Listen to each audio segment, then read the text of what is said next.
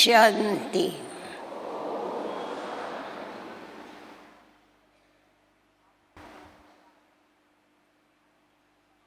मनुष्य जीवन में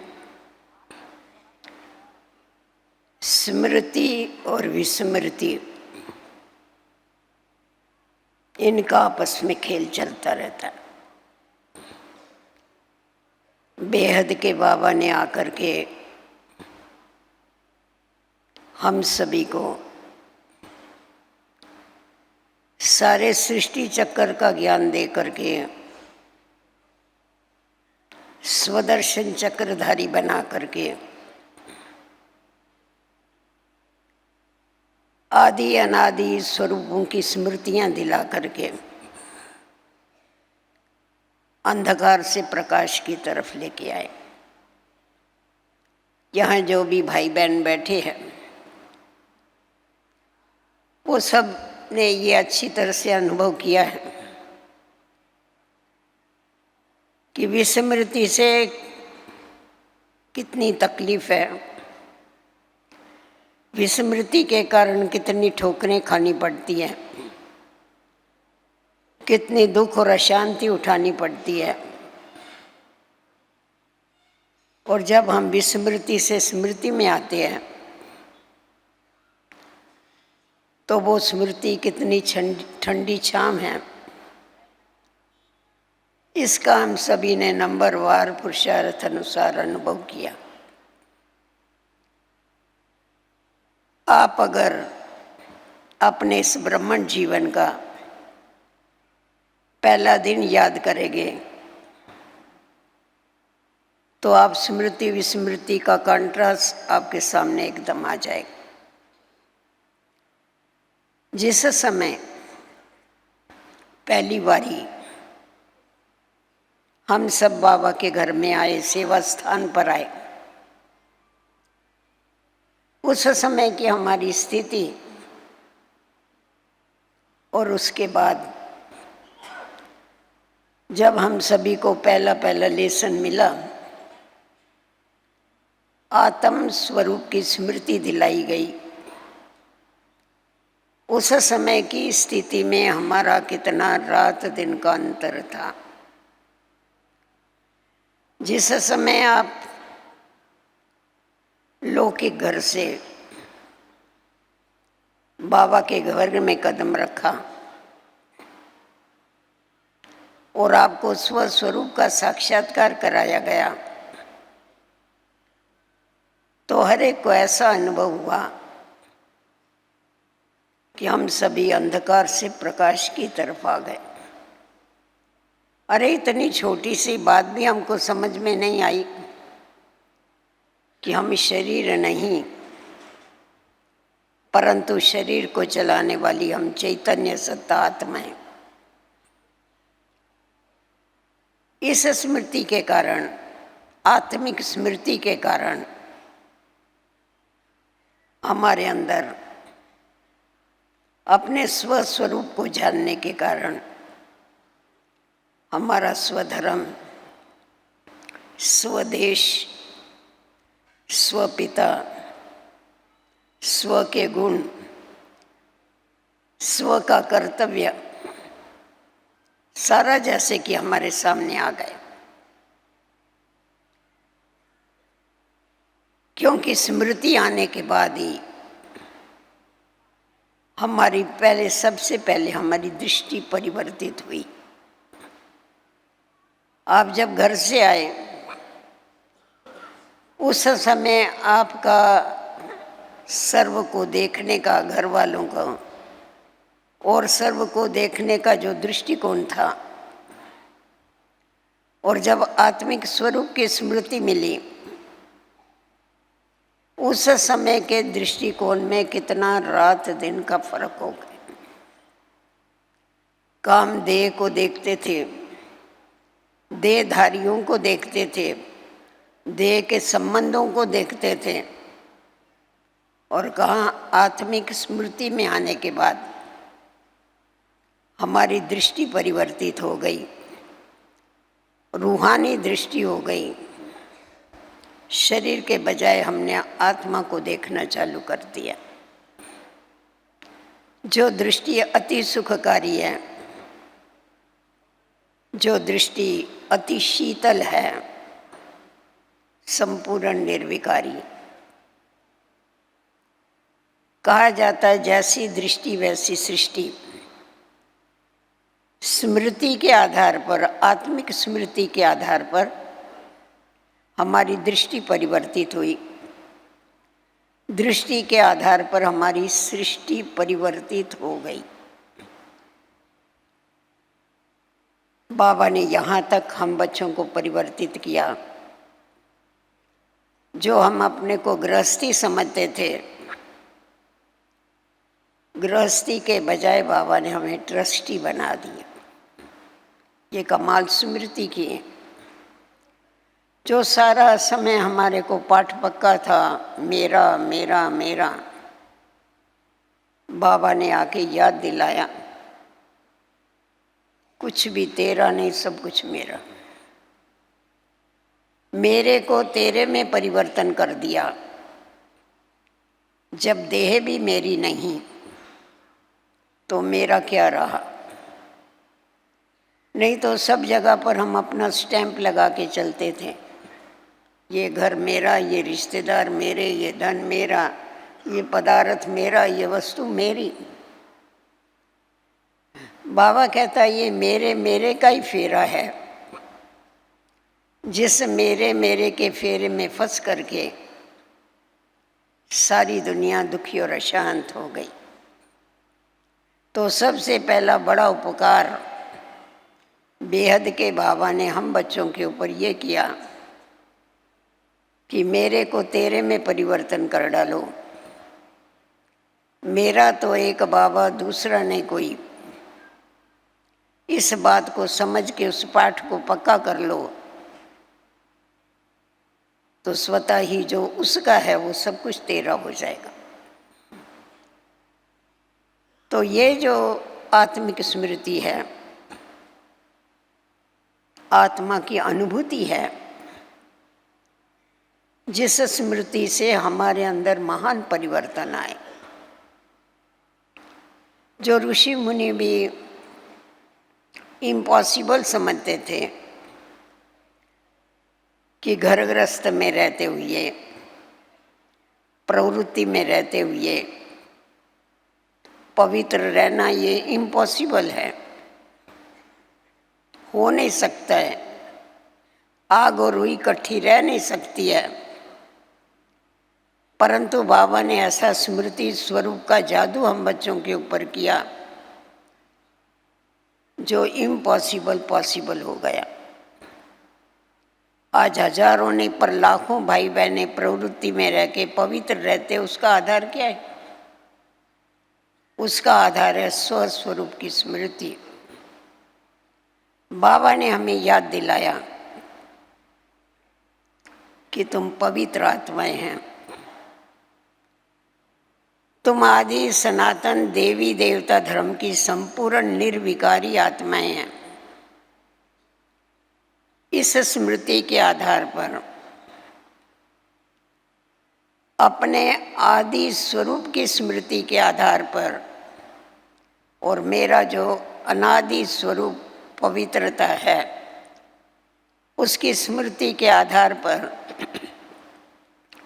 जो साधु संत पॉसिबल नहीं कर सके वो हमारे भाई बहनों ने पॉसिबल करके बताया। सही बात है ये? सही है नहीं है? ताली तो बजाओ खुद के लिए। कितना बहादुरी का काम किया आपने। हाँ, उस पवित्रता के लिए उन्होंने घर बार छोड़ दिया, काम धंधा छोड़ दिया, संसार छोड़ दिया। फिर भी उसको जीतना कितना उनके लिए कठिन रहा। यहाँ जो बैठे वो कहेंगे भाई या बहने कि हमारे लिए कठिन है। कठिन है, सहज है? सहज है। किसने सहज किया? बाबा ने किया। पर कैसा किया? आपको बाबा ने स्मृति दिलाई कि मैं वही संपूर्ण निर्विकारी आत्मा हूँ, मैं वही आदि सनातन देवी देवता धर्म वाली आत्मा हूँ। ये स्मृति आते ही हमारे अंदर वो समृद्धि आ गई, वो शक्ति आ गई कि जब मैं ही हूँ मुझे ही बनना। बाबा ने स्मृति दिला करके हमारा स्मृति का स्विच जो ऑफ था उसको ऑन कर दिया। तो स्विच ऑन होने के बाद तो प्रकाश ही प्रकाश हो जाता है। तो पवित्रता का प्रकाश आज हमारे जीवन में आ गया। आप और हम इस बात को नहीं समझते हैं, परंतु बाहर वाले जब भी मिलते हैं तभी वो एक ही बात कहते हैं कि आपके पास जो भी आने वाले भाई बहन हैं, चाहे आप लोग हैं, आप लोगों के चेहरे के ऊपर एक रूहानी चमक, एक रूहानी आकर्षण, इस बात को हम अनुभव करते हैं। आप खुद भी अनुभव करते होंगे। जो बाबा का बच्चा बाबा की आज्ञाओं पर चलता है, अपने जीवन को पवित्र और योगी बना करके चलता है, उसका चेहरा, और समझो जब विस्मृति में कोई आ जाता और कभी कभी कोई बाप का हाथ छोड़ के पुराने जीवन की तरफ मुख कर लेता, तो उस समय उसका चेहरा आप देखो, अंतर है नहीं है, रात दिन का फर्क हो जाता है। वो चमक और रूहानियत सब गायब हो जाती है, वो खुशी गायब हो जाती है। तो ये जो बाबा ने जादू किया हमारे ऊपर, कहते हैं ना वो जादूगर है, तो कौन सा जादू किया? उसने विकारियों को निर्विकारी बनाने का जादू किया, अपवित्र आत्माओं को पवित्र बनने का जादू किया। वो शक्ति उसने हमारे अंदर भरी, बच्चों के अंदर, कि तुम्हारा अनादि स्वरूप ही पवित्र है।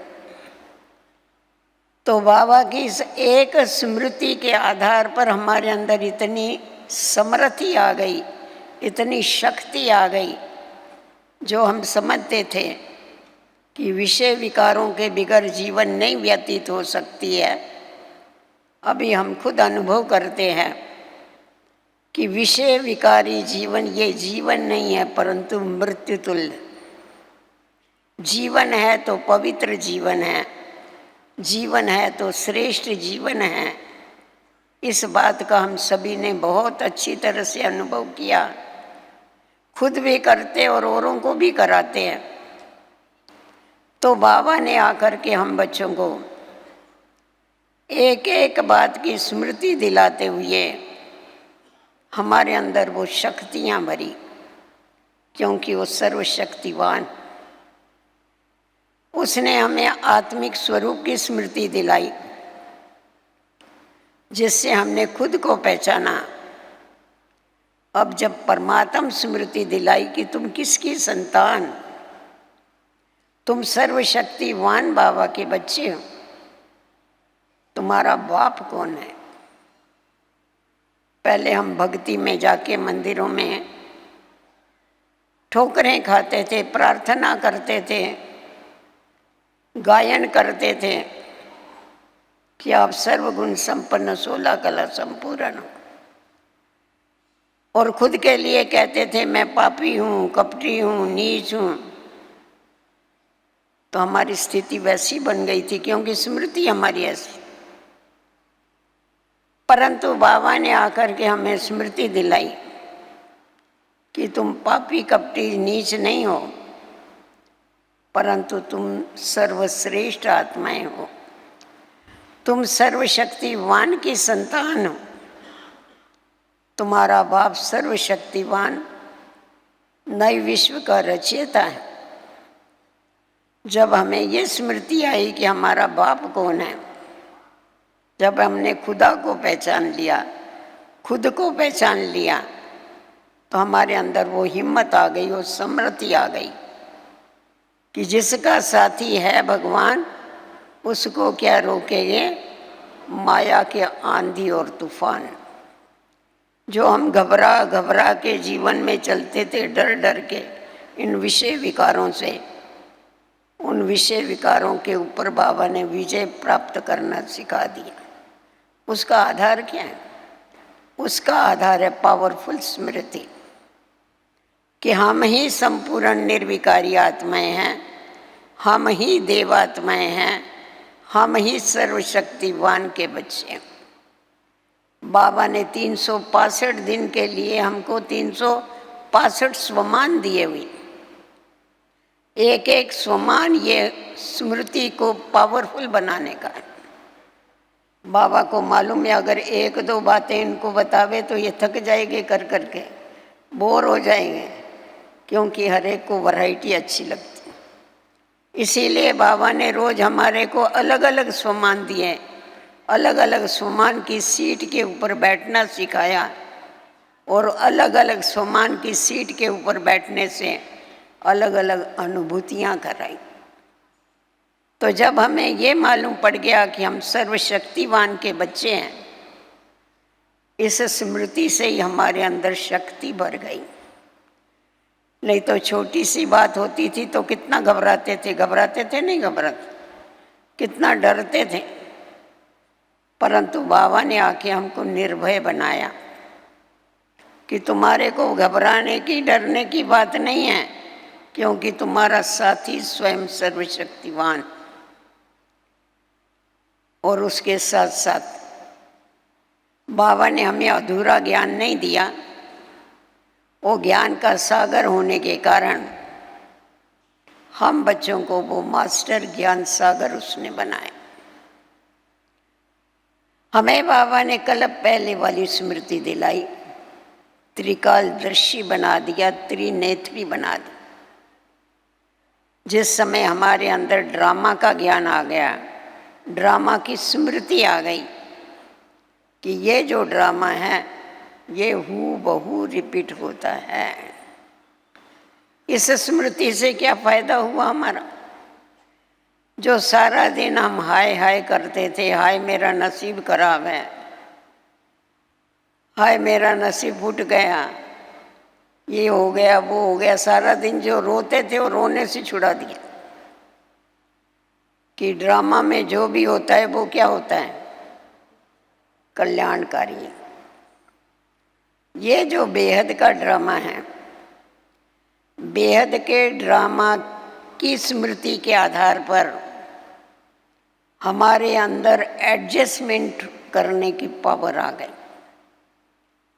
पहले ये स्मृति न होने से इस खेल को खेल समझ के नहीं चलते थे, जिसके लिए हाय हाय करना पड़ता था। अभी कोई कहेगा ब्राह्मण हाय मेरा नसीब खराब है? किसी का नसीब खराब है? जिसका नसीब खराब है वो आए नहीं होंगे। हाँ, वो क्यों आएगी इधर? जिनका नसीब अच्छा है वो ही तो आए होंगे।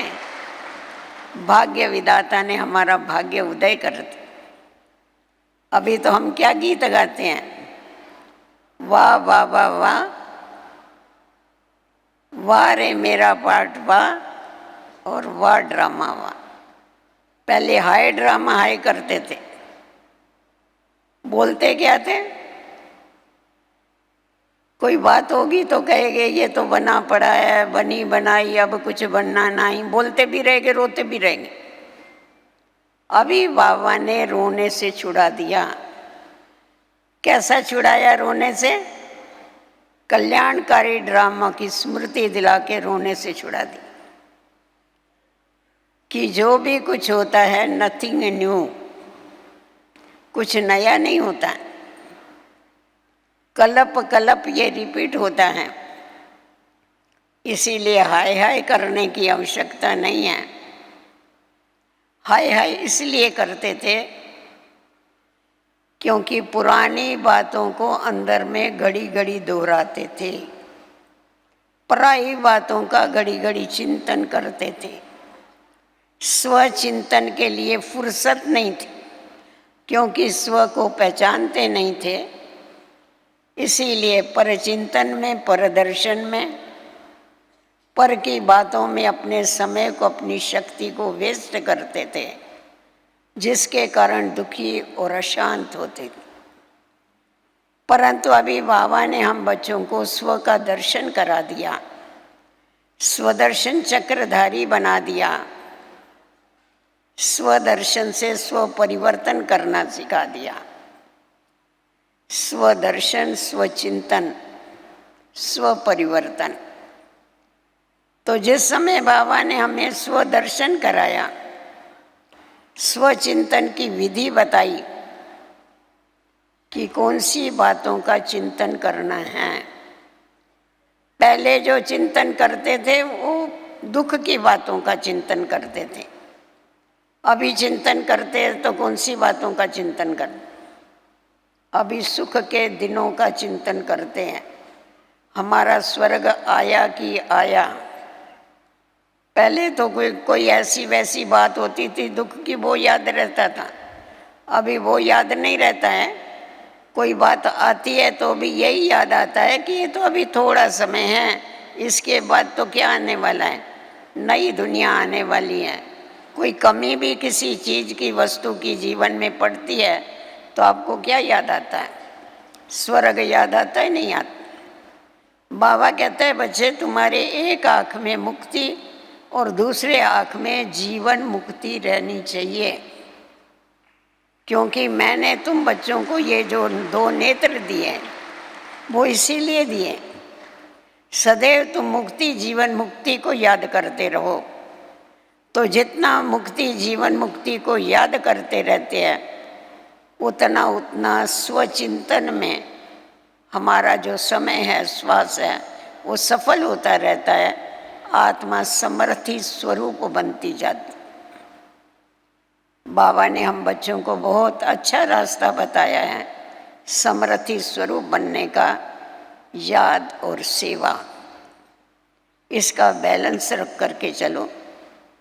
बाबा की याद में सदैव रहो और याद के साथ साथ, क्योंकि बाबा को याद करने की विधि है स्वस्वरूप में स्थित होकर के पीछे बाबा को याद करना।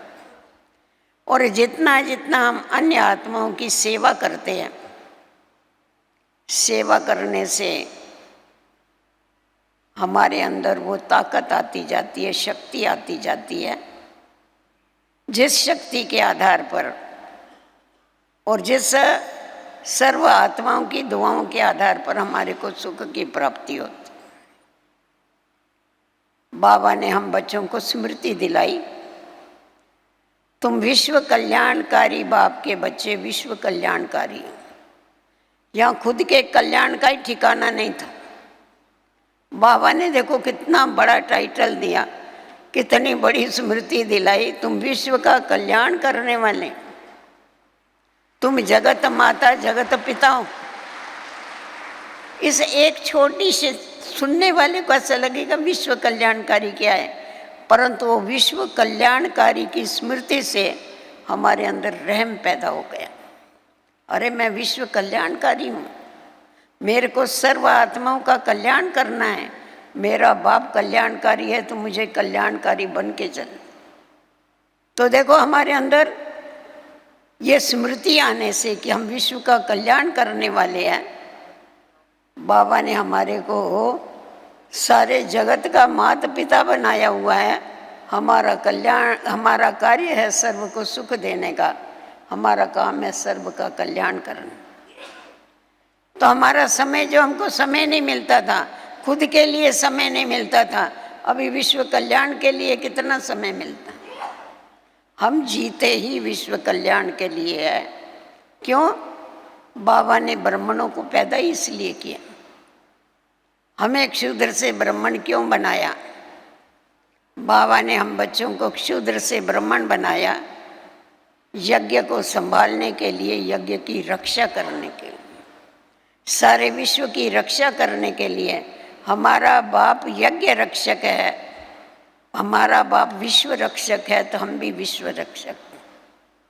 तो बाबा के एक एक महावाक्य ऐसे हैं जो हमारे अंदर शक्ति पैदा करते, समृद्धि पैदा करते हैं, वो हमारे अंदर गुण आते जाते हैं।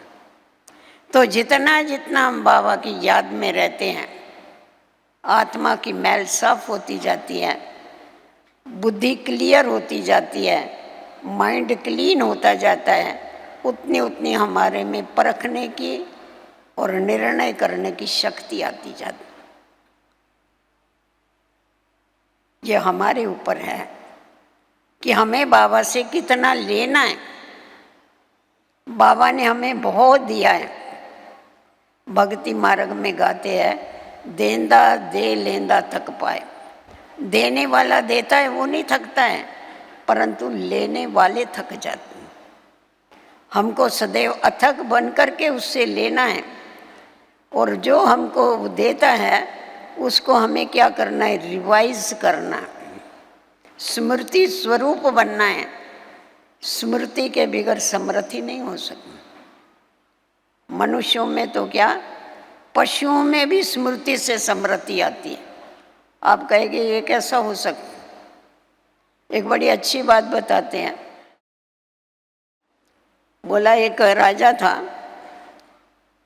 उसका एक हाथी था, बहुत उसका बड़ा प्रिय हाथी था। उस हाथी के ऊपर बैठ के उसने बहुत युद्ध किए और बहुत जीते युद्ध, इसलिए वो बड़ा प्यार करता। वो फिर बेचारा बूढ़ा हो गया, बूढ़ा हो गया तो रिटायर हो गया, अभी क्या करेगा। तो ऐसा ही उसको संभालते थे, बहुत संभालते थे। तो एक बार ऐसा ही वो घास खा रहा, तो पानी पीने को गया तो दुब्बन था। दुब्बन समझते ना, एक होता है कीचड़, दूसरा होता है दुब्बन। कीचड़ से आप निकल सकते हैं, जो दुब्बन होती है दलदल जिसको बोलते हैं, दलदल में अगर फंस जाएंगे तो आप निकल नहीं सकेंगे। अगर दूसरा कोई निकालने को जाएगा, वो शक्तिशाली होगा तो शायद निकाल सकेगा, परंतु नहीं तो वो भी उसके साथ साथ उस दुब्बन में जाएगा। तो अभी ये जो फंस गया हाथी, ये तो बहुत वजन वाला, तो ये नीचे धंसता जा रहा था। बहुत उसको निकालने की कोशिश किया, वो निकले ही नहीं, निकले ही नहीं, और ये अंदर जा रहा, अंदर जा रहा। तो बहुत हैरान हो गया, अरे इसको कैसा क्या निकाला जावे, क्या किया जावे। आखिर बोला उसका जो संभालने वाला था वो भी तो बूढ़ा हो गया था, तो बोला उसको बुलाओ, उससे शायद ये बाहर निकल सकता। वो बूढ़ा आया तो उसने देखा, उसको देखा तो ये तो पूरा फंसा हुआ था, थोड़ा सा ऊपर रहा हुआ था। तो उसने कहा, वहाँ जो थे उनको कहा कि जो युद्ध के मैदान में बिगुल बजाते हैं वो उनको बुलाओ। उनको बुलाया, उनको कहा तुम बिगुल बजाओ। उन्होंने जो बिगुल बजाया युद्ध का, वो हाथी ऐसा जोर से निकल के भागना चालू कर। उसको स्मृति आ गई कि मैं तो युद्ध के मैदान वाला, युद्ध करने वाला हाथी। अभी आप मेरे को बताओ, अगर जानवरों को इतनी समझ है, पशुओं को स्मृति से उनके अंदर इतनी समृद्धि आती है, हम तो बाबा के बच्चे हैं। तो हमारे अंदर जिस समय पर स्मृति आ जाती है कि मैं कौन हूँ और मेरा कौन है, इस बात की स्मृति हमारे अंदर ऐसी शक्ति लाती है जब सारे विश्व को परिवर्तन कर डालती। तभी बाबा कहता है कि बच्चे सदैव स्मृति स्वरूप बन के चलो, सिमर सिमर सुख पाओ। जितना जितना तुम बाबा जो ज्ञान देते हैं उसका सिमरण करो, स्मृति में लाओ। स्मृति में लाने से क्या फ़ायदा होगा? जितना जितना सिमरण करेंगे उससे तुम्हारे रिवाइज करने से तुम्हारे अंदर रियलाइजेशन की शक्ति आएगी। तुम खुद को रियलाइज कर सकेंगे, महसूस कर सकेंगे, और जब महसूस कर सकेंगे तभी आप अपने को परफेक्ट बना सकेंगे। तो इसीलिए इसका बहुत आधार है, स्मृति का बहुत ही हमारे जीवन के साथ गहरा कनेक्शन। जितनी जितनी हमारी स्मृति पावरफुल होती जाती है उतनी उतनी हमारी स्थिति पावरफुल होती जाती है, और जितनी स्थिति पावरफुल होती है उतने हमारे कर्म जो है वो श्रेष्ठ बनते जाते हैं। हम औरों को भी पावरफुल बनाते हैं अपनी स्मृति से। इसीलिए बाबा हम बच्चों को हमेशा अलग अलग सम्मान दे करके अलग अलग वरदान दे करके उनमें स्थित होने की युक्तियां बताते।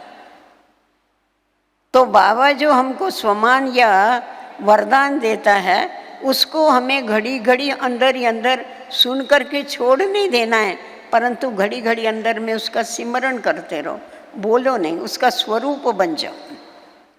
तो स्वरूप बनने से क्या हो जाएगा, वो क्वालिटी हमारे अंदर आएगी, वो गुण हमारे अंदर आते जाएंगे।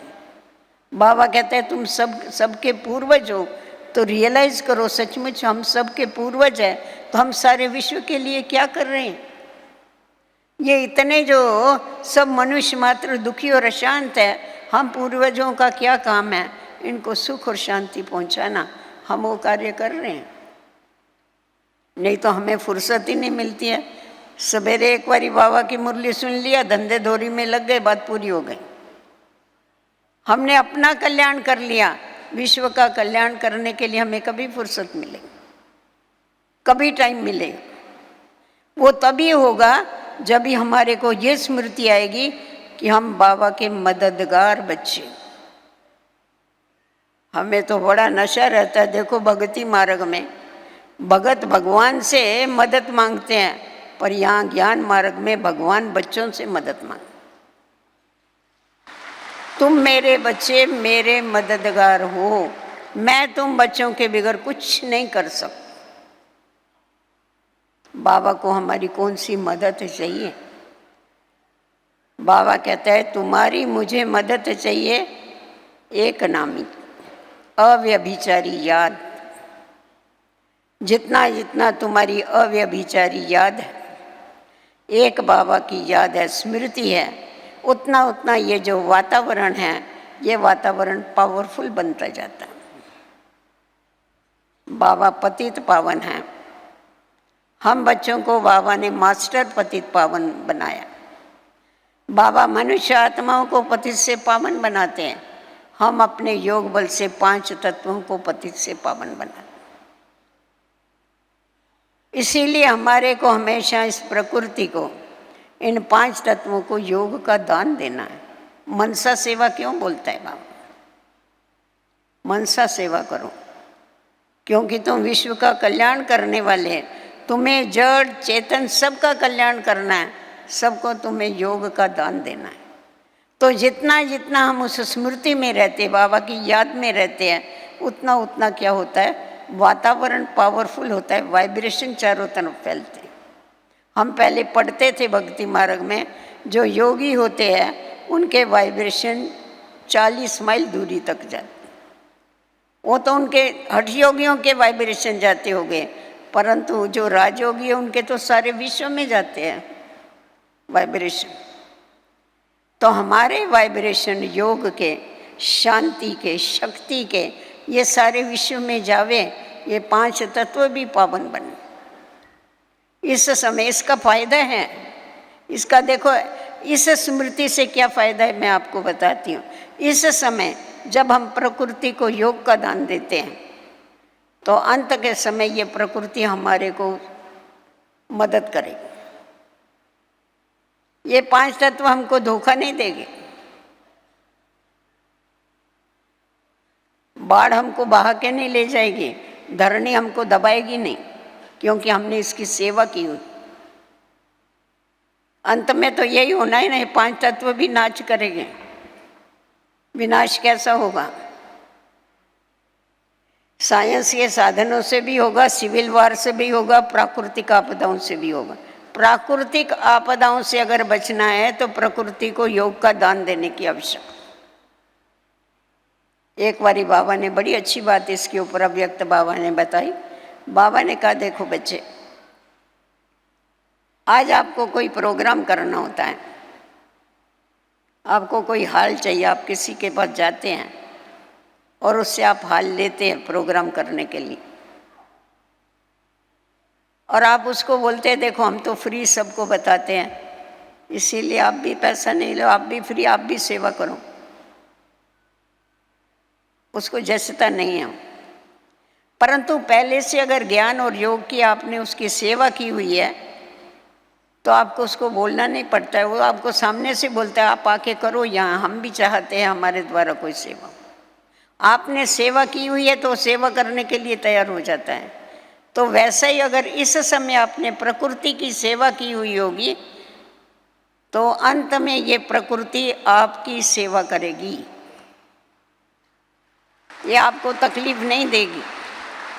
परंतु आपने इसकी सेवा की नहीं होगी तो ये जरूर आपको तकलीफ देगी।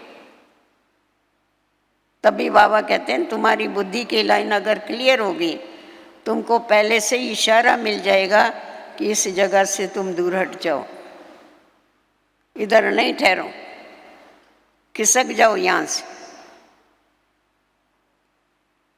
अगर नहीं किया होगा, तुम्हारी बुद्धि की लाइन ही क्लियर नहीं होगी तो क्या होगा? बुद्धि की लाइन क्लियर, लगन चाहिए इसमें, बहुत लगन चाहिए। लगन ही तो स्मृति है, और क्या है। हमारे पास वहाँ लातूर में, महाराष्ट्र में बहुत बड़ा धरणीकंप हुआ था बीच में कुछ बरस पहले। वहाँ एक जो गांव था एकदम नाबूद हो गया, कुछ भी नहीं बचा उसको। वहाँ से एक कन्या आती थी अपने पास सोलापुर में, उसके घर वाले उसको बहुत बंधन डालते थे, आने नहीं देते, पर उस लड़की को बहुत लगन थी, छोटी आयु वाली। तो जब भी धरणीकंप हो रहा था, ये सब घर में सोए पड़े, खेती वाले लोग घर में सोए पड़े थे गांव में। एक नाग था, सर्प। ये जो पशु वगैरह होते हैं ना, इनको प्रकृति का पहले से मालूम पड़ जाता है। तो बहुत आवाज कर रहा था, घूम रहा था, इधर उधर चक्कर मार रहा था, बहुत घूम रहा था। इस लड़की को और तो नहीं मालूम पड़ा, परंतु इसको ऐसा लगा पता नहीं काय का आवाज है, काय का आवाज। वो आवाज तो बहुत जोर से करते ना, सर्प का आवाज कभी सुना होगा, नाग का बहुत आवाज जोर से फूंक मारते। तो इसने घर वालों को उठाया, उठो उठो उठो, देखो क्या आवाज है, देखो क्या होता है। तो एकदम उठे, सारे के सारे उठे। उन्होंने, बड़ों ने तो समझा ये कोई सर्प है, इधर वो आवाज कर रहा। सब के सब बाहर निकले और सारा मकान ढेरी हो गए, सब बच गए। वो जो उसको बंधन डालने वाले उसके माता पिता और रिश्तेदार थे, उस लड़की की पूजा करने लगे। बोला देवी तेरे कारण हम बच गए, अगर तू नहीं होती थी तो पता नहीं हम भी नहीं रहते थे। तो देखो, अगर योग युक्त आत्मा है, स्मृति माना क्या, योग ना। अगर योग युक्त आत्मा है, बाबा भी उनको मदद करता है तो प्रकृति भी मदद करती। इसीलिए हमारे को अपना समय जो है वो कभी भी वेस्ट नहीं करना है, क्योंकि हमारी ये प्रॉपर्टी है समय। संगम युग पर सबसे ज्यादा कीमती है समय। दूसरे युगों के हिसाब से संगम की आयु कितनी कम है, उसमें भी कोई कभी आया है, कोई कभी आया है, कोई कभी आया है। तो इस इतने थोड़े समय में हमारे को आधा कल्प के लिए कमाई करना। वास्तव में देखा जावे तो आधा कल्प तो क्या, पर सारे कल्प की कमाई है। क्योंकि जिस आधार पर हम पूज्य बनते हैं, वैसे ही पुजारी भी तो बनते हैं। आज देखो श्री कृष्ण की आत्मा वही लास्ट जन्म, मध्य में भी देखो द्वापर में विक्रमादित्य राजा बनता है, अंत में भी देखो भगवान का रथ बनता। तो इसीलिए इसी समय पर ये कमाई का समय है, तो इस समय को हमारे को कभी भी वेस्ट नहीं करना है। इस बात की हमें सदैव स्मृति रखनी कि मेरे को मेरा समय सफल करना है। बाबा हमेशा कहते हैं सफल करो, सफलता पाओ। जितना जितना आप सफल करेंगे उतना उतना आपको सफलता मिलेगी। सफल करना माना क्या करना? हम लोगों की, मनुष्यों की प्रॉपर्टी क्या है? समय, श्वास, संकल्प, तन, मन, धन, संबंध, संपर्क, ये हमारी प्रॉपर्टी है। इसको ट्रांसफर कर डालो। जैसा हम देखते हैं एक देश से दूसरे देश में जाते हैं तो उस समय करेंसी ट्रांसफर करनी पड़ती। आपको आज समझो लंदन जाना है, यहाँ का रुपया वहाँ नहीं चलेगा, आपको वहाँ की करेंसी लेनी पड़ेगी। तो उसी प्रकार हम चाहते हैं कि जो हमारे पास है ये प्रॉपर्टी, ईश्वरीय प्राप्तियाँ, जो भी हमारे पास प्रॉपर्टी है ये हम साथ में लेके जावे। ये तो स्थूल प्रॉपर्टी, कुछ नहीं आप लेके जा सके, इसको आप ट्रांसफ़र करो। इसको ट्रांसफ़र कैसा करेंगे? इसको ईश्वरीय सेवा में लगाओ। जितना हम ईश्वरीय सेवा में इस प्रॉपर्टी को लगाते हैं उतना उतना वो ट्रांसफ़र होके पुण्य के खाते में जमा होता जाता है। वो पुण्य जो है वो वहाँ पर हमारे को रिटर्न में ब्याज सहित मिलता है कई गुना होकर। तो इसीलिए बाबा कहते बच्चे सफल करो, वेस्ट मत करो। जब सफल करने का लक्ष्य रखते हैं तो हम सफल कर सकते हैं, सफल करा सकते हैं। सिर्फ खुद को नहीं करना है, औरों को भी कराना है। क्यों? क्योंकि हमें राजा बनना है। राजा बनना है तो राज किस पर करेंगे? प्रजा ही नहीं बनाएंगे, राज किस पर करेंगे? साकार बाबा कभी कभी बहुत हंसी में सुनाते थे कि शुरू में जब ही शिव बाबा की प्रवेशता हुई, पहले पहले साक्षात्कार हुआ बाबा को, स्वर्ग का साक्षात्कार कि तेरे को ऐसा बनना है, तेरे को वहाँ का राजा बनना है। तो बोला मैंने सब कुछ छोड़ दिया, सब स्वाहा कर दिया, चलते चले। फिर आगे चल के बाबा ने कहा तू राजा तो बनेगा पर राज किस पर करेगा ये तो बता, किस पर करेगा राज? प्रजा तो चाहिए तेरे को, नौकर चाकर तो चाहिए, तो कभी बनाएगा? अभी बनाने पड़ेगा ना, अभी कर सेवा। तो इसीलिए सेवा और याद, इन दोनों के आधार से ही हमारी स्मृति बनती है, हमारी स्मृति पावरफुल बनती है और उसके आधार से ही हमारे को सर्व प्राप्तियां, सर्व पावर्स बाबा से मिलती। तो हमारे को सदैव ये ध्यान में रखना है कि हमारा समय, श्वास, संकल्प कुछ भी वेस्ट नहीं होवे, परंतु ईश्वरीय कार्य में लगे, ईश्वर के मददगार बनकर के हम चले। क्योंकि हम खुदा ही खिदमतगार, खुदा की खिदमत करने वाले, मदद करने वाले। बाबा ने बहुत बड़े बड़े टाइटल दिए हुए हमको, उन टाइटलों को स्मृति में लाओ, देखो आप कितने समर्थ बन जाएंगे, शक्तिशाली बन जाएंगे। कैसी भी परिस्थिति आएगी उसका डट के मुकाबला कर सकते। वो परिस्थिति है, हमारी स्वस्थिति पावरफुल चाहिए। स्वस्थिति पावरफुल होती है तो परिस्थिति कुछ नहीं कर सकती। वैसे भी आप देखो दो अलग अलग चीज़ें हैं, एक है स्वस्थिति, दूसरी है परिस्थिति। स्वस्थिति ये अंदर से आती है, परिस्थिति बाहर से आती है। पर है ना, वो तो बाहर से आती है। दोनों का आने का रास्ता अलग अलग है, तो इनका टकराव कैसा होगा? हो ही नहीं सकता। परंतु हम क्या भूल करते हैं? जो स्वस्थिति के लिए हमारे को समय, शक्ति देनी चाहिए, वो क्या करते? परिस्थितियों में मूंझ करके, उलझ करके अपना समय और शक्ति उसमें वेस्ट करते, जिसके कारण क्या होता है? आत्मा कमजोर बन जाती। तो हमारे को कभी भी वेस्ट नहीं करना है, परंतु सदैव बेस्ट करना है। परिस्थिति में मूंझो नहीं, उसके साथ उलझो नहीं, वो आएगी चली जाएगी। कहा जाता है सब दिन होत न एक समान। अगर सब दिन एक समान होगा तो ड्रामा में आपको मजा ही नहीं आएगा देखने में। ड्रामा माना ही परिवर्तनशील, परिवर्तन होता रहेगा, परिवर्तन चलता रहेगा। परंतु हमारी जो स्थिति है वो ऊपर की तरफ जानी चाहिए, नीचे नहीं होनी चाहिए। बाबा कहते हैं बच्चे, ये दुनिया तुम्हारे रहने के लायक नहीं। सचमुच हमारे को ये अनुभव होता है, ये दुनिया हमारे रहने के लायक नहीं। अगर ये दुनिया हमारे रहने के लायक नहीं है तो हमारे सामने सदैव क्या होना चाहिए? नई दुनिया के नज़ारे होने चाहिए, नई दुनिया की सीन सीनरियाँ होनी चाहिए। क्योंकि अब अभी हम नई दुनिया के बहुत नज़दीक पहुँचे। सिंधी में पहाका है कि हम षडपंथ पर पहुँचे। षडपंथ माना हम यहाँ से आवाज़ देगा तो सामने वाला उसका रिस्पांस करे। स्वर्ग इतना नज़दीक है हमारे, तो हमको वहाँ के बाग बगीचे दिखाई पड़े, हमको वहाँ की सीनरियाँ दिखाई पड़े। तो जितना जितना हमको नई दुनिया दिखाई पड़ेगी, पुरानी दुनिया पे ही भूलती जाएगी। साकार बाबा को कितना याद था। बाबा जिस समय नई दुनिया का वर्णन करता था, हम सभी को उसमें ले जाता था, बुला देता। तो वैसा सदैव क्यों कहा है, मन मना भव मध्याजी भव। सिर्फ बाप को याद करो नहीं, मध्याजी भव, स्वर्ग को भी याद करो, बाप और वर्षे को याद करो। तो बाप और वर्षे को याद करना मन स्मृति स्वरूप बनना।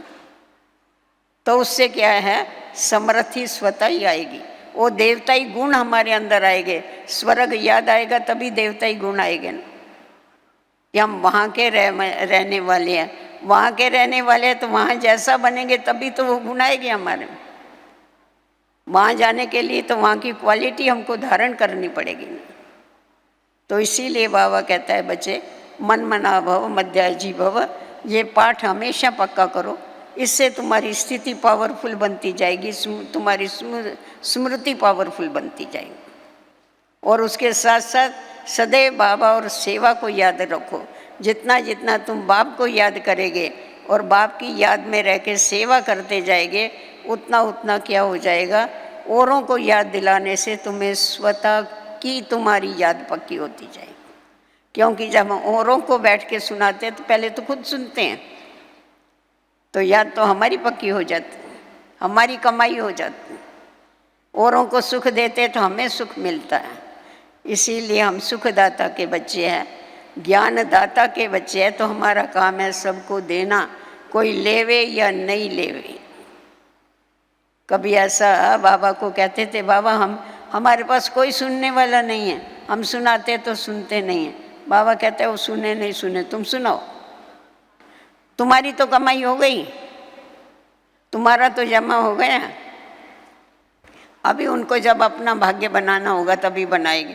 क्योंकि दो प्रकार के बीज होते हैं। एक प्रकार के बीज ऐसे होते हैं जब भी लगाओ तभी पेड़ निकल आएंगे। कोई ऐसे बीज होते हैं आप कभी लगाएंगे तो तभी नहीं निकले, सीजन पर ही वो निकलेंगे। तो ये सीजन में आने वाले लोग हैं, जब भी विनाश की सीजन होगी ना तभी आएगी। पर तुम बीज तो अभी डालो। तुम सिर्फ देखते रहते हो कितने, ये नहीं देखो कितने आए कितने गए। अरे आए गए चलता है। 33 करोड़ तो आखिर पूरे हो गए नहीं हो गए। तो तुम अपना काम करते रहो ना, आगे बढ़ते जाओ। अभी बहुतों को बनाना है हमें, इसलिए अपना सब कुछ सफल करो, समय सफल करो, श्वास सफल करो, संकल्प सफल करो और आगे बढ़ के सदैव जीवन में सफलता प्राप्त करते हुए स्मृति स्वरूप बन के समृद्धि स्वरूप बन जाओ। ओम शांति।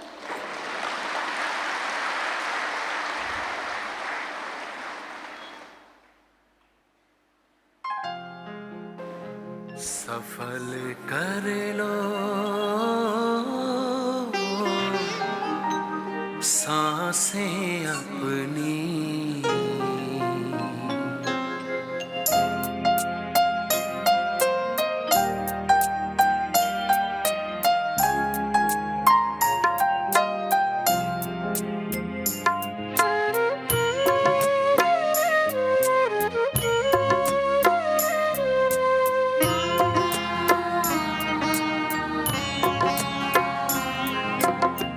सफल कर लो सांसें अपनी, परम पिता को याद कर।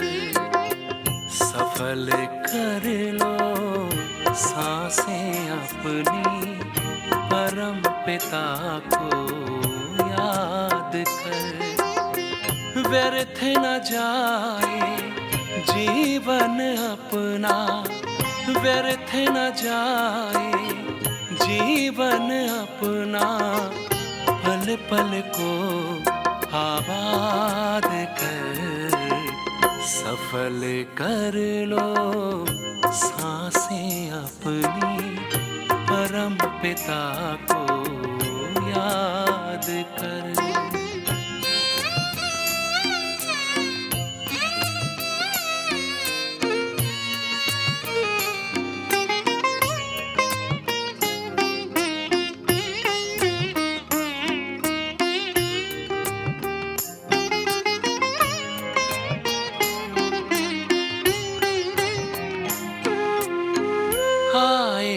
कहाँ से क्यों है आए, सोचो क्या ले जाना है।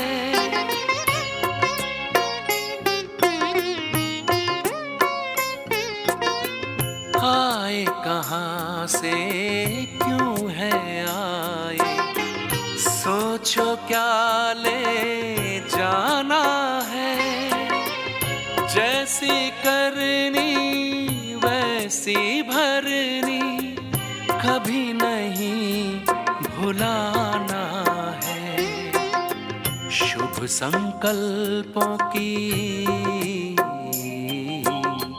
शुभ संकल्पों की करो रचना, विश्व का कल्याण कर।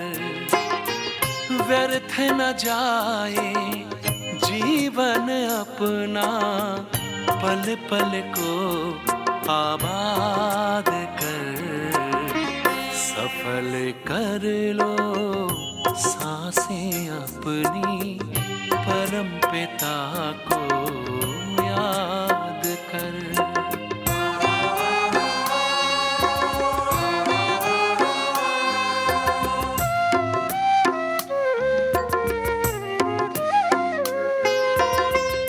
मिट्टी का तन मिट जाएगा, भूल से धोखे में मत आना।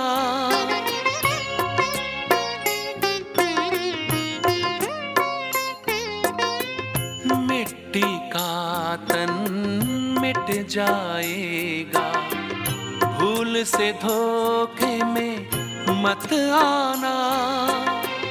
वस्तु वैभव धन संपदा, साथ कभी ना है जाना। मैं हूँ आत्मा, मैं हूँ आत्मा अजर अमर, बस यही एहसास कर। व्यर्थ न जाए जीवन अपना, पल पल को आबाद कर। सफल कर लो सांसें अपनी, परम पिता को याद कर।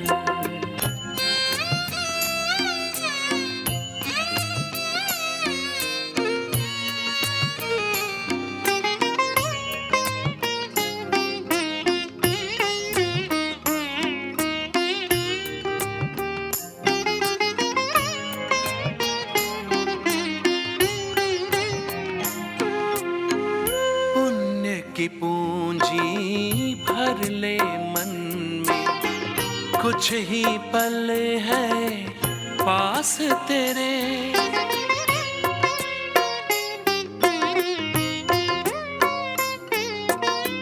पुण्य की पूंजी भर ले मन में, कुछ ही पल है पास तेरे।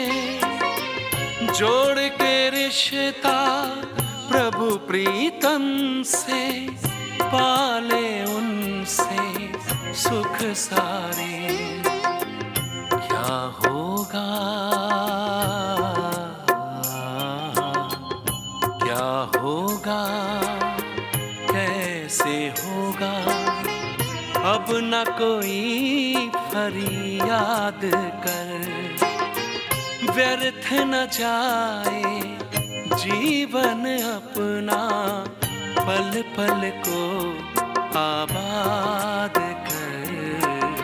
सफल कर लो सांसें अपनी, परम पिता को याद कर। सफल कर लो सांसें अपनी, परम पिता को याद कर। परम पिता को याद कर।